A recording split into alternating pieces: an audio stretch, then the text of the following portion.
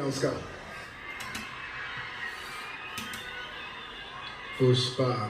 పుష్పరాజ్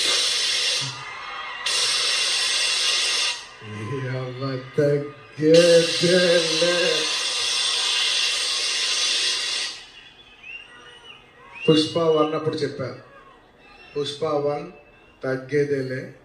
అప్పుడు ఎందుకో ఆ సినిమా అయిపోయేసరికి అందరూ అడిగేవారు, పుష్ప 1 అయిపోయేసరికి అప్పుడు నీకు కాదు, పుష్ప 2 కాదు, ఏమేం లేదు.